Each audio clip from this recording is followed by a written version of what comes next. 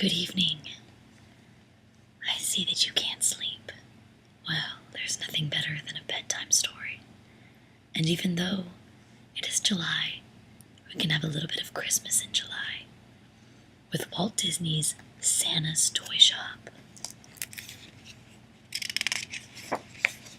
Get comfortable and listen to a wonderful bedtime story. Way up north in the land of ice and snow stands a cozy little house, and beside the front door hangs a neat little sign. S. Claus, says the sign, because that is who lives there, Santa Claus. Mrs. Santa Claus lives there too, of course. She keeps house for Santa Claus and for all the elves who work in Santa's toy shop. And what a busy place that toy shop is. In the doll department, and the train department, and the game and building set department, and dozens of departments up and down the halls. Happy little Christmas elves are busy all year long, making and trying out the toys. Oh, everyone is busy in Santa's toy shop, but Santa Claus is busiest of all.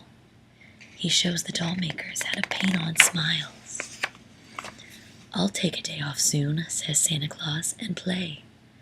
But letters keep coming from boys and girls wanting talking dolls and cowboy boots, rocking horses and fireman suits.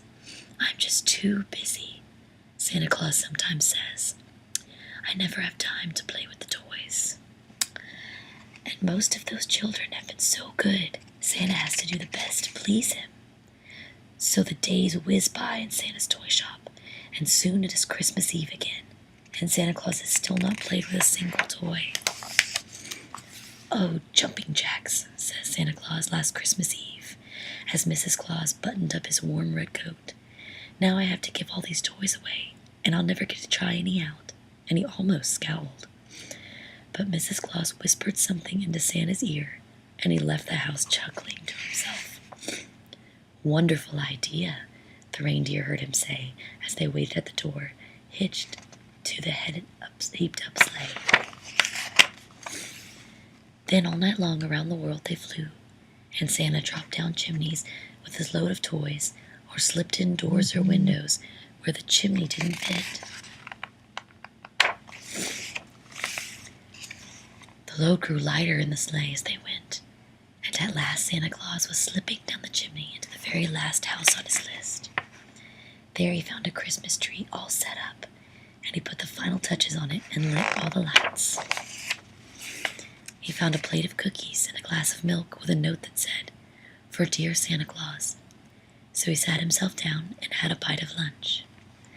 Then he unpacked the toys as he always does, but he did not hustle right away, not this time, no.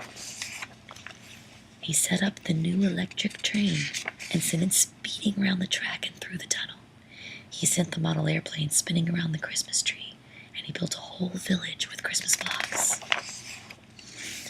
When Santa had tried every Christmas toy, back home he flew in his magical sleigh to Mrs. Claus.